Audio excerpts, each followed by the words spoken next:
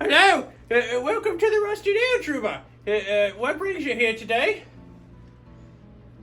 Well, I've been promising for months I was going to come and visit my friend. So here I am. Yes, it's good. So, you had a crazy weekend. I've been meaning to ask you, and I'm glad you're here. You had Ghost-orama. You invited me, and I really wanted to go, but damn it, it's hot down there, and I don't want that for me. What are you thinking? How did it go? Tell me about Ghost-orama, and then tell me about this weekend. Well, Ghost-orama is, this is actually the third Ghost-orama we've done. We've done two last year, one at the Playhouse in Paw Paw, Michigan. We done another one in Central Michigan. Then this year we started off, oh Lord, where did we start off at? No, I take that, I'm completely wrong with that, my friend. We did the first one in Paw Paw, Michigan. We done the second one, which was the first one this year in June at the city of David in Benton Harbor, Michigan. And this one we done in Hartford, Michigan at the Van Buren County Poorhouse Museum. Right. Basically what it is it's a paranormal meet and greet, but it's not just paranormal, it's YouTubers in general as well. And I will. Next year, I want to make it. They're always in Michigan. That's what I'm understanding. Is that true? We're actually considering doing one in Fort Wayne, Indiana next year or the year after. We had some ladies show up this past weekend from a castle in Fort Wayne, Indiana, and they were voicing an interest in possibly doing a Ghost-orama there at the castle. Indiana, that's So great. it's very possible. I really, really want to go. I'm very sorry I missed it this year. But, like I said, it's hot. Tell us about what happens during this Ghost-oramas and what happened to you? What's your experience there? Well, it's from 1 o'clock in the afternoon till 7 o'clock in the evening. Like I said, is a meet and greet. We have vendors that come in and sell their haunted dolls, their paranormal equipment, things of that nature, T-shirts, toys of all sorts, like toys from the horror movie genre and stuff like that, Dungeons and Dragons. Let me tell you something. I personally have a haunted doll. I can't get rid of it. I throw it away 3 times. Ends up either on my bed or my desk or my car when I'm driving around. I just named it. I was like, if you're gonna be here, I might as well have something to call you. so little Mike just follows me here and there. Honestly, he's to blame for some of my problems, but nobody blames me. They just think I never did grow up. But what are you gonna do? There's me, and then there's little Mike. Exactly. Everybody has to have that little thing that, draws them back to their childhood. It's just the damnedest thing, haunted dolls. So I did have another question. So you've been doing the Ghost-orama 3 years. About your channel, you do all kinds of stuff from unsolved mysteries and weird things, aliens, ghosts, what else? Supernatural stuff. What's the craziest thing that's ever happened to you? Oh, wow. I would say probably the craziest thing that's ever happened to me was we were out doing an investigation here in Southwest Michigan last year. And we were talking to a veteran of the Vietnam War. He was actually killed in Vietnam in a mortar attack on his base. And he was communicating very openly with us. Then all of a sudden he came up with this, go, leave, he's coming. and we didn't know what he was talking about, but it was forceful enough. We went on and walked back to our car and started breaking the equipment down and everything. And about that time, I felt this huge pain go down the center of my back. And I yelled at my buddy Mark, and he come running back. He thought I got attacked by a coyote or something, the way I was screaming. And he was asking me what was wrong, and I pulled my shirt up, and he's like, oh my God. So I started to actually take my shirt off, and he got out his camera and took a picture, and I had scratches going right down the center of my spine that were almost raised up in whelps. And that's probably the craziest thing that's happened to me in the 4 years that I've been into the paranormal and stuff. That's crazy. Oh my God, last time I took my shirt off, all the people didn't leave the bar. Never mind that. I do have one question. Assuming that you get attacked, what's a good way to protect yourself against something of that nature? Like, if it happened again, what would you do on that next time? And what can we do? Why don't you tell everybody here at the pub, what's a good way to avoid a good ghost attack? Well, number one, you got to be really careful what you ask. You have to be very careful in how you ask your questions. If you start to get those warning signs, go, leave, stop, no more, things like that, you want to heed those warnings. Now, me personally, I don't heed those warnings because I'm a glutton for pain. And to me, being attacked is just one more piece of evidence that proves there is a life after death. You know, when a scratch or something appears out of nowhere, to me that's just another piece of evidence. I don't mind, sacrificing, my back or whatever for that piece of evidence. But for the normal person, you just have to be very, very careful and tread lightly when you're dealing with paranormal and supposed haunting and unproven haunting, things like that. I mean, that's the best advice I can give anybody. So you don't think there's like any rituals or incantations or even just wearing cloves of garlic? My cousin smell like garlic. I'm pretty sure it's keeping away the dead. You know what? Never mind. But there's nothing like that going on. At least the vampires. Oh, I see. Yeah. Vampires. These are bloody things. Cockroaches, they are. But does that stuff work, or is it just all about, like you said, being polite and having some good etiquette?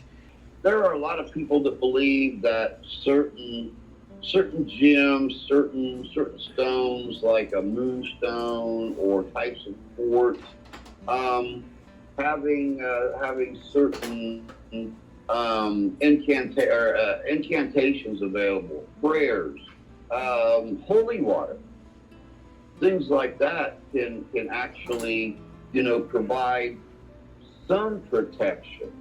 But it just depends on what you're dealing with and,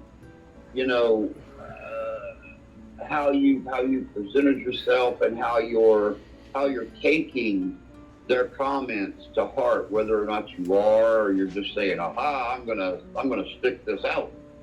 So you just gotta be careful. Okay, yeah. Have you ever caught anything on camera? Anything for the rest of us? And I understand you had real welts and real bruises, and your brother don't see it. But have you caught anything for the viewers, or is it all just the way it works out? I have caught like gaseous apparitions. I have caught plenty of spirit balls, but I mean, you never know if that's going to be a bug, a flake of dust. Now we have actually caught what a lot of people refer to as a light anomaly or an orb or something like that in 31, 32 degree weather when there are no bugs outside. So we've pretty much proven the fact that that those are actual light anomalies, actual orbs. Just not very long ago, we were investigating a local cemetery here, a very old cemetery, and the way they were filming me, I was talking to this one spirit, and I heard something behind me, and they all heard it too. And as I turned around and started to run off the camera, you could actually see a face in the shadows. I've also picked up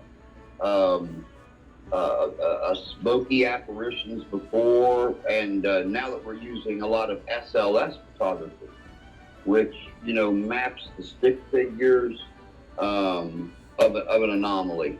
We're getting a lot of those. We got a lot of those last night at the ghost investigation we did at the end of Ghost-rama. Yeah, okay. That's my actual question now. What kind of equipment do you use now? I did meet with your folks down across the pond at the Scotland Ghost Hunters. They did send me a link. Honestly, I prefer the old stuff. Where's my chalk inscriber, etcher, and all, you know, my magnifying glass? But if we were to do it the right way, what specifically would you recommend? And let me ask this: what would be one piece you could not do without? Wow, one piece I could not do without. I think if I had to pick and choose, it would probably be my tri-field meter. That actually measures the temperature around you. It measures electromagnetic energy. It measures barometric pressure, and you can compare the readings from one, love you too, to the readings of the other. Sorry, my stepson was just walking by over here, and I had to, you know, do my farewells to my stepson and my grandbaby and stuff. Drew, that's all right. Family first. Family first. You just remember that. Tell them old Tilda told you. Definitely tri-field meter. Now, as for the equipment that I use K2 meters, which measures the electromagnetic energy in an environment. I use EM meters, which you set those down, and they have a different colored lights. And if some type of an electromagnetic force gets near them, they start to beep and flash lights, stuff like that. Cat balls. A lot of people don't believe that these things actually work, but you go out and get those little cat balls that have the yellow, red, and blue lights inside them. And if you're sitting these things down somewhere and anything moves them, they start to blink. So, you know, and that's good. Motion if sensor. you're dealing with a child. Pardon? Motion sensor, you know, motion activated. I think that's a good one. Yeah. Here's what I would like, actually, I was just thinking about it. For us and us viewers, why don't you, if you could, sometime after the show, send us a picture with you and all your equipment on, and possibly, you know, just so overall what Drew looks like on a ghost hunt, if that's something we could ask for. Oh, most definitely. I'd be happy to. That's great. So, about your show a little bit more. You do all kinds of things. What's coming up here on your show that you aim to target to go over on your next installment? I was just curious because. Well. Yeah, go ahead, Drew. Tuesday, I'm going to have the main ghost hunt from Ghost-rama. It was at a local, very old cemetery. There were graves there dating clear back to the Revolutionary War. It was a group investigation, so, you know, people could buy a space to come in and actually explore the cemetery. And then I did something a little different. When that was over with, I went back to the grounds of the Poorhouse Museum. And there used to be a hospital there, and in 1883, the hospital burnt down, killing several doctors, nurses, patients. things like that. So I think three other people from the investigation came back. That's awful. With me, That's and we horrible. actually done That's a hospital. second investigation. Oh, it was terrible. People, it just caught people off guard. Was it an accident, or did somebody commit arson? Did you know? There are stories of a couple that actually set the place on fire, but nothing has been confirmed or denied. I mean, we're talking 1883, so finding the actual evidence. But yeah, we done an investigation of that place, so that video will be coming out Thursday on the channel. I'm also looking into a story that came out of World War II, where the pilot of a B-17 bomber was making his runs over Germany, and as he was flying, a second B-17 that had sustained heavy damage flew up and smashed into the bottom of them, and they locked together. That's a hell of a thing. It's a 1 in a million shot. Yeah, 1 in a million shot. And I mean, the Germans were so amazed at watching these two planes fly in perfect unison, they quit firing at them. They quit shooting at them. So, you know, they managed to crash in Germany. I mean, totally obliterating the bottom plane, but everybody had already passed away on that plane because of the heavy damage it sustained. But the pilot and co-pilot of the top plane actually walked away from that incident. That is one hell of a story. I'm going to tune in for that one. I had another question for you about that. There's a hot topic in the news. This one, you came right to my little brain with this one. So I guess the United States government came out saying there's aliens. You know, they have them. I watched part of the interview, but I guess the population doesn't seem to really care. What do you think's going on, and how do you feel about that? And then how do you feel about the listeners, the citizens, just being all okay with extraterrestrials? You know, what are your thoughts there, Druba? You know, it's really funny you asked that, my friend, because we were just discussing that yesterday afternoon. And to me, I think it's the fact that for decades, not only the American people, but the people of the world have known that we've seen extraterrestrial craft. People have got photographs, they've got video. They knew the governments were keeping secrets from them. You know, the government says they done it to, you know, keep people from losing their minds and going crazy. But when the government finally comes forward and says, okay, well, you know, we've had contact here, we've done this, we've talked to this, we've held this, we still hold this, the American people are kind of like, we knew that. We knew that. It's interesting. And so, these guys, I did have one question. Is they come in public? Is that legal for them? Or are they like whistleblowers? Or what is the consequence for them doing so? Well,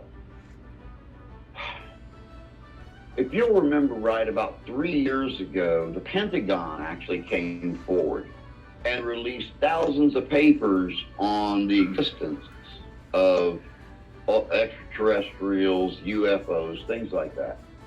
So for a whistleblower to come forward and say, oh yeah, we've captured craft, we've captured extraterrestrials, we've had contact with them, we've used reverse technology, reverse engineering to update ourselves. You know, like I said, it's really no big secret. And as for those whistleblowers, yeah, I mean, there's always the potential of them releasing that wrong piece of information and something happening to them. But will it happen? Who knows?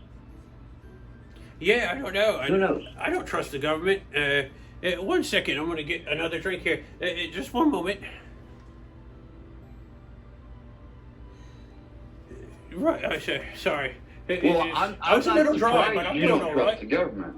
Yeah, okay. I mean, we all know how the government is about little green men. You're telling me. Here's rat bastards. Different story, I guess.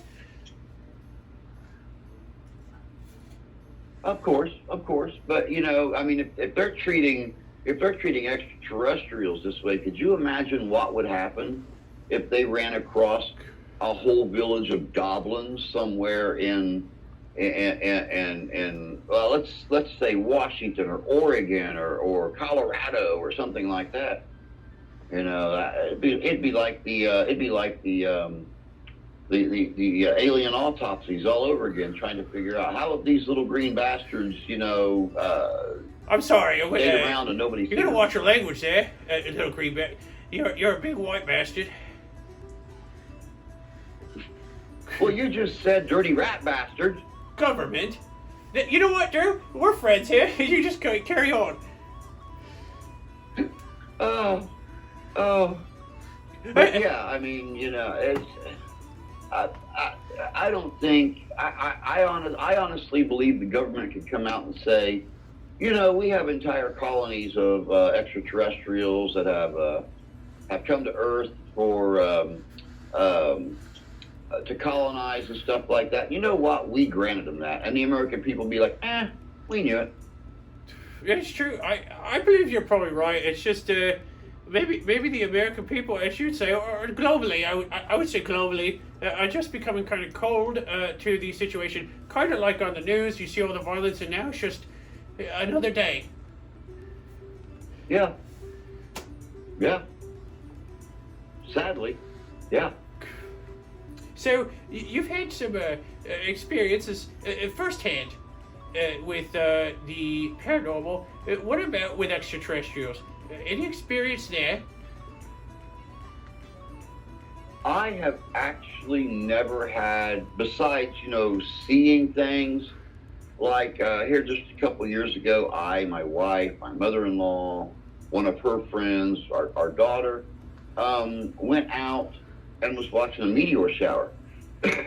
And as we were watching the meteors fall, we actually seen a craft fly in a straight line with no blinking lights whatsoever from the west to east, and it actually cut 90 degrees to the north and traveled for probably a minute, and then 90 degrees straight back to the east and kept going. There was no turn to it. There was no anything, and we all saw it. So it wasn't just me and my wishful thinking. Everybody's like, "Oh my God, did you see that? It just turned on a dime."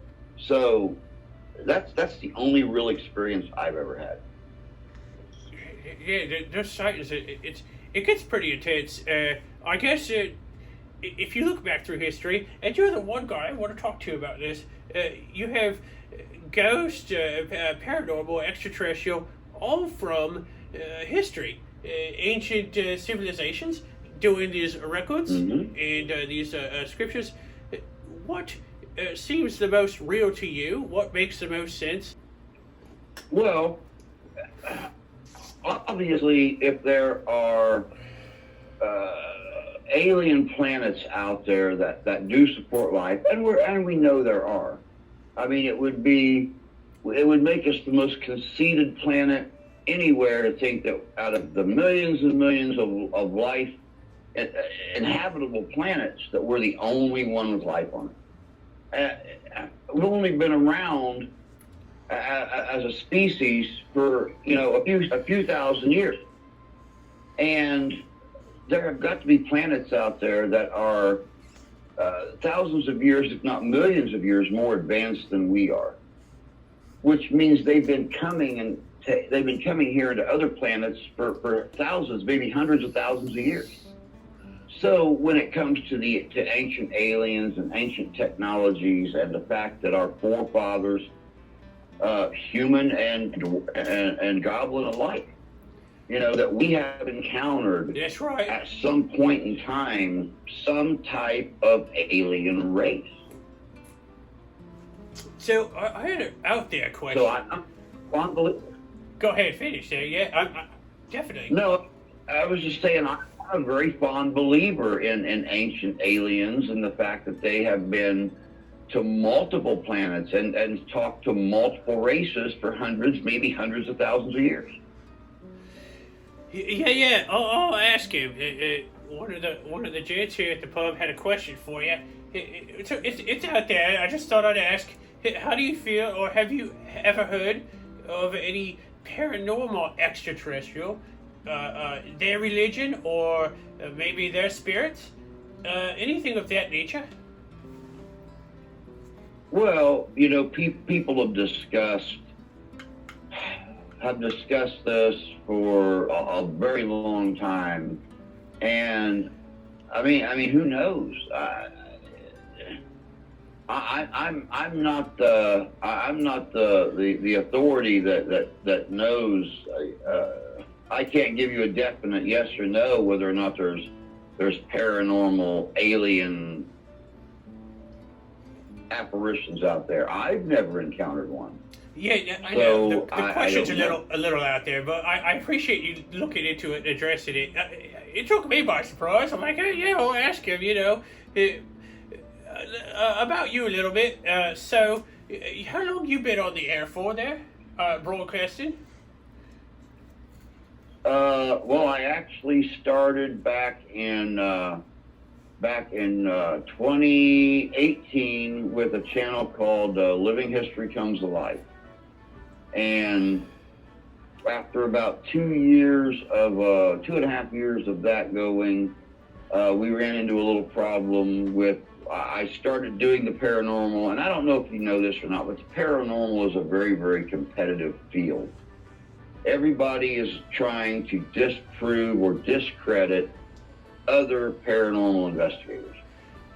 And I know where you're going with that. Somebody had actually... People call me a liar all of the time, and I understand completely. Well, and I've had people tell me, when I talk about you, my friend, I've had people tell me, goblins don't exist. I'm like, they don't. One of my best friends is a goblin, and I say he does. That's true. Good friend of mine. So, people tried to disprove me, and in a way of disproving me, they had claimed some of my investigation footage as their own. And of course, this was during the pandemic, so I had no way to dispute it. And they cut my old channel, and the very next day I started up a brand new channel, Living History's Mysteries. And it's been going strong ever since. Yeah, and so what a lot of people don't know, you're my oldest YouTube affiliate. I was on your show probably, oh my God, it's been 6 months now, I think. So we've got some history of our own, and I miss those days, and I'm glad you're here. I'm very excited. We've been planning this one for quite some time.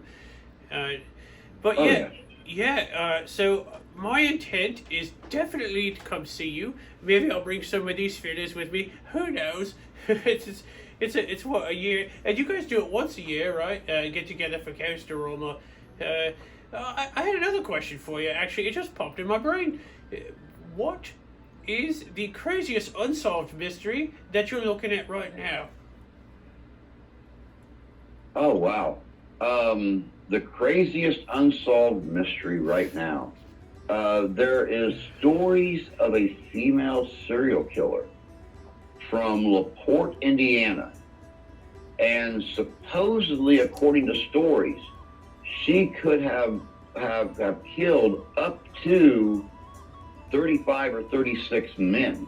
Oh my God, it sounds like my ex-wife. Holy smokes. Sounds like my ex-wife. We're married to the same person sometime?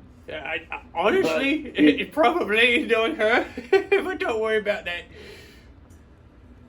Yeah, we'll talk about that together. But, these are stories that can neither be confirmed or denied, because they actually only found 4 bodies on her property. And then when her house mysteriously burnt down, they found 3 more buried in the basement, but that's all they could find on that property. Now, the thing is, this woman just vanished. They found a headless woman's body, at one point in time and thought it was her, but it turned out to not be her. But there has been no sign of this woman since that fire. And to me, that's a huge thing, because how does a person who just randomly goes out, finds men, and kills them all in a certain method just vanish off the face of the earth? When did this supposedly all Especially take the technology place? like it is today. What's the time period this took place? Is this more recent, or like the 1800s? Yeah, more recent. Suggest? Oh my God! No. 20th century. There's people of all. You think you know somebody, you really do. Your neighbors are nice until they're on the 6 o'clock news. That's just the thing that does happen. I have more. I'm sorry to pick your brain. This is very important to me that you came to visit us. What about the undead? So I actually happen to know that the government has a playbook of what to do in a zombie apocalypse. That is a real thing. Oh yeah. And there's this guy, Max Brooks. I'm not here to advertise him or nothing, but he's a good writer and has a lot of insight. He had books on and information about the ancient Egyptians and among other older civilizations dealing with the undead. Mm-hmm. Do you feel that this is a virus or some sort of incantation or maybe a passing comet creating all kinds of weird paranormal hysteria? What's your thoughts on it? Well, even back where you come from, necromancy was a pretty big thing. Manipulation of the dead. But no, of course, yes, the government does have a play-by-play book on what to do in the event of a zombie apocalypse, and I really honestly believe what they were discussing, more so than an actual zombie apocalypse, was there are many, many viruses out there that can give a human being almost a zombie-like state, where they just they regress back to the rawest emotion, and that's just survival, eating. So I don't think it's as much, brains. I think it's the fact of cannibalism, of attacking each other for no reason, of things like that. And the government saying, okay, well, we do have these viruses, these plagues, these stuff that just destroy most of the human brain and leave them longing for just the rawest survival cravings. And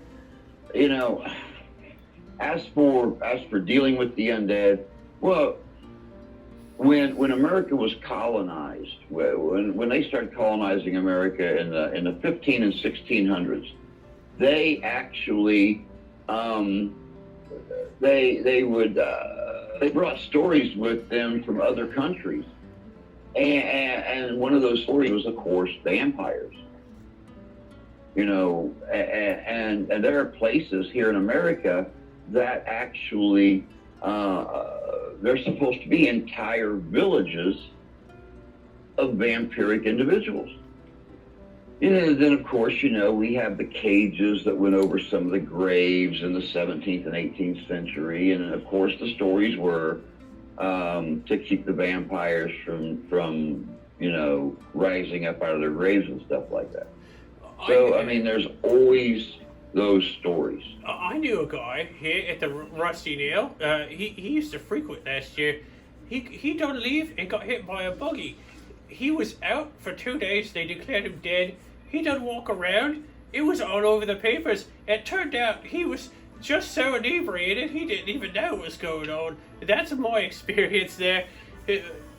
Well, and here in America, we actually have a story from, I believe it was the early 19th century, of a girl who got very, very sick. She almost started displaying an anemic type symptom, like sickle cell anemia. and she died. But shortly after she died, all of a sudden her brother started getting sick, and then her younger siblings started getting sick. And according to stories, of course, now this was just over in Maryland, and according to stories, they went and dug up her body like 6 months after she had died, and she had not decomposed at all. And there was still fresh blood in her mouth and blood in her veins. So, I mean, who knows? Once again, those stories, those oral traditions, those fables, sometimes it's really, really hard to discern what's real and what's not. But an important thing to remember, every legend, every tale, every story, every myth is rooted somewhere in history, somewhere in fact. Yeah, we actually have a lot of history right here in the U.S. It doesn't start with the American government and its citizens. We all know we had indigenous peoples here, the Native Americans. Honestly, what about stories from them? You know, the settlers don't come over, a lot of the foreigners, and as you say, they bring these things like tales of vampires. What about stories from here? What about skinwalkers from the Native Americans or anything of that nature? Oh, now see, I'm a very you're talking one of my biggest loves now. You know, cryptozoology. I'm your biggest love, Drew. Let's not stray from the topic. Well, I mean, technically, the goblin would be a cryptid. So that's all right. I don't know what that means, but I like it. Oh, the whole idea behind skinwalkers, Sasquatch, Sasquatch. If you find that guy, I want him on the show. Just pointed that one out. Well, and you know, I look at Bigfoot as probably the world's greatest hide and seek player. You know, he can be seen one minute and be gone the next, and there be no trace left behind. But no, honestly, when it comes to those stories of shapeshifters and skinwalkers and stuff, I'm a believer in it. I'm a believer in the old tales, the old Native American, the stories of shapeshifters or wendigos or skinwalkers or Sasquatch. I did the wendigo. I did forget about that. Also, I love the tradition of the dream catcher. I haven't had one for quite some time, but those are amazing gifts and items. Gotta have a good dream catcher about. Yeah. Oh yeah, I have dream catchers. I make dream catchers. But I made with my daughter because she was having really bad dreams. And when she was oh my gosh, only maybe 4 or 5 years old, I made her hung it right from the light in her room. She had no more bad dreams. So, you know, the proof is right there that they actually work. And she didn't know the story of them. She didn't know that your dreams were like a physical thing, and when you dreamt at night, they flew all around the room. The bad dreams got stuck in the web in the dream catcher, and the good dreams passed through. And she didn't know those stories, but her bad dreams stopped. Yeah, scientists can measure that kind of energy at a very specific level. It's very fascinating, the dreams and the subconscious. I'm going to say something before I forget, because that's what I do. Every 15 minutes is a new day to me, Truba. But anyway, I want everybody to know that you still do your morning coffees. I do pop in once in a while, and I do. Yes, you do. Like to tune in and have some coffee while you jib-jab about the day. You guys should come check it out. Everybody, I'll definitely give the link. He's live regularly. Is it every day or 5 times a day? What's your schedule there? Well, since I went back to work, I try to do a morning coffee and chat on Mondays and Fridays at 8 o'clock a.m. Eastern Standard Time. And if I'm not closing on my job on a Friday night, then that's, of course, when I try to have guests come on. Sadly enough, for the last couple of months, I've been working those Friday nights. So I've not been doing my Friday night thing. but I do still do my Monday and Friday morning shows. I want everybody, if I missed a question, and I know I missed plenty, he is my resident expert. Come join his broadcast, ask him everything, because he's got an answer for it, I promise you. So come join Druba, and I'll put all the links and everything. Everybody will get to enjoy this in real time. But anyway, I just had to throw that out there because it's a lot of fun waking up and still got my robe on, and I was like, oh yeah, Druba, and there it is. My morning is now solved. Watching you is very entertaining stuff, and I can't thank you enough for what you do with the community. It's good to keep myself involved. What's the word I'm looking for here? Educated, and it's fun. So anyway, sorry for the interruption there. No, you're fine.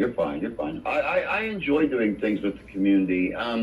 One of my big things that I do is I know everybody knows about the Ghostbusters, and it actually started when I was 14 years old, and I was hooked on it. But now that I'm an adult, I have a very, very close friend here in Michigan, Danny Holroyd.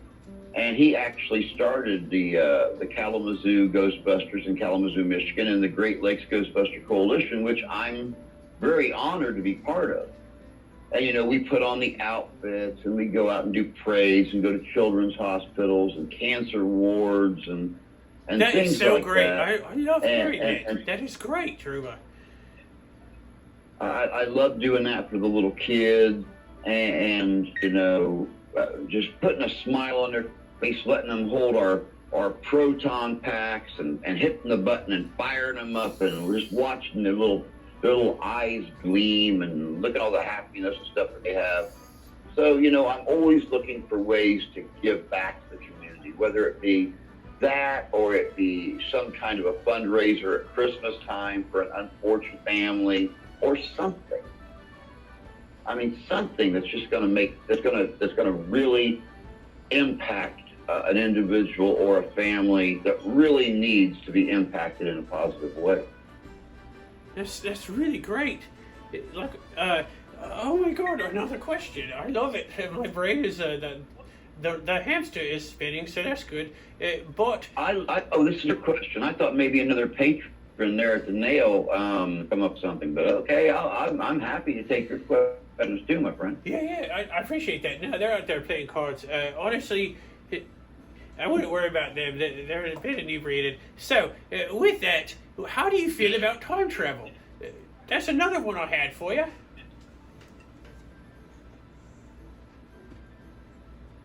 Well, I look at time travel like I looked at our government and alien life. You have got those professionals out there that say it's not possible. There's no way it's possible. It can't be done. But if you look back through history and you look at these different photographs or these different videos that have come forward of the gentleman standing in a group of people in the early 20th century, and he's got on a T-shirt with writing across it. He's got on a pair of sunglasses,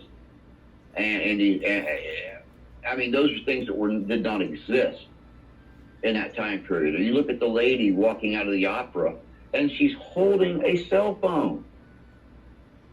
So, I mean, how do you explain these things if it's not time travel?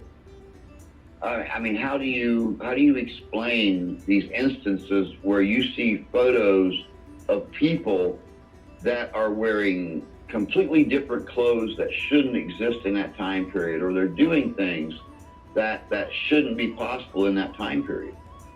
Nobody can explain it, but yet they continuously say time travel is not possible.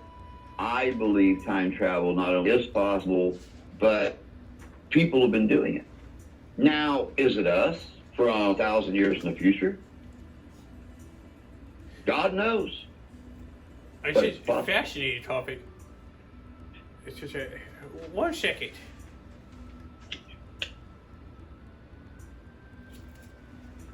jeez. I'll ask him. Jeez, sorry, these guys are crazy. What about Nikola Tesla? Did he have time travel? Was he just a well-spoken, or is a visionary? What do you think of him? I think Nikola Tesla was a genius. I think he was years and years ahead of his time. And I mean, it's no big secret. Once again, history has once again folded back on itself, and it has provided evidence that Thomas Edison actually stole technology from Nikola Tesla and claimed it for himself. So I mean, this has been proven from going back and looking at history. I mean, that's true. I mean, the light bulbs are one, Yeah, that's true. That's absolutely recorded. Yep, Tesla was the man who was going to make electricity free. He found a way to pull electricity out of the air around us and then shoot it out for everybody to use. And Edison was like, well, you know what? You're Serbian. You're not really an American citizen per se. So you give me $10,000, and I'll go get this thing patented for you. And he basically took the alternating current and made it into a direct current, and then patented the light bulb and stuff for himself. So, I think Tesla is highly underrated. And if it wasn't for Thomas Edison, none of us would ever pay an electric bill now. I heard Nikola discovered that with magnets. I'm not a mechanical engineer myself, honestly, but I appreciate your thoughts on that. It's very exciting stuff. I definitely want to come back on your show once in a while. I think that's a great opportunity. I definitely want to have you back, my friend. Yeah, absolutely. I'm just going to be straight honest. I'm a little out of topics, but having you come here is really great.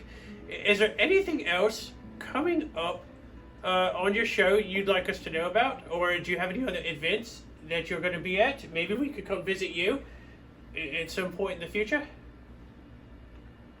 Well, let me see. This coming weekend, I'm going to be at the Mid-Michiana Renaissance Fair in South Bend, Indiana, at the St. Joe County Fairgrounds. I'll be hanging out with some pirate friends of mine. Matter of fact, I heard there may even be a couple of mermaids there. Yeah, they're a good group of people. Be careful the sirens. They Very sneak good. in there. You don't want them singing to you. Oh, I know. You got to watch out. Let me see here. Of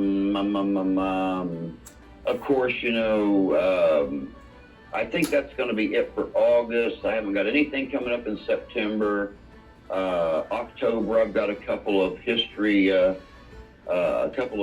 functions to go to.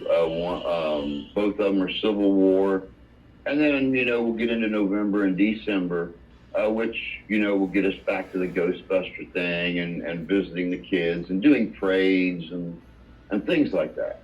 So I've got a few things coming up for the end of the year. That's really great. That's really great. I'm going to try so hard to come out and see you next year. Again, I can't thank you enough for being here today. Is there anything else you'd like to discuss? Because honestly, we still have a few more minutes, but I think they want me to get back to them cards, so I'm not sure. What's on your mind? Just last kind of minute brain picking. My biggest concern is getting your tab paid at the Rusty Nail. I knew it. I know. You've been talking to the barkeep. The bartender is. I wouldn't worry about that. The bartender's probably going to fit you the chair before it's all said and done. Yeah, I think she's all bark and no bite. If you really want to talk about that, But honestly, we got things a little squared away. We got our give and take. Everything's kind of squared away. She knows I'm good for it. Honestly, that's none of your damn business, Truba. Oh, we all know you're good for it. I mean, you know, if it comes down to the stocks, I'm sure we can probably find a way to get that bill paid for you. It's good. Go phone me. I'm gonna have to go through one. It's pretty funny. Anyway, thanks again for being here. And all I need for you is to just have a good evening and just keep doing you. I'm gonna sign into some of your live streams. And thank you so much for coming out today. It was my pleasure, my friend. I told you months and months ago, as soon as I got the chance, I was going to come to the Rusty Nail and visit you. And I kind of like it. It's a comfortable place. It's all right. It's all right. All right, Drew. Have a good day.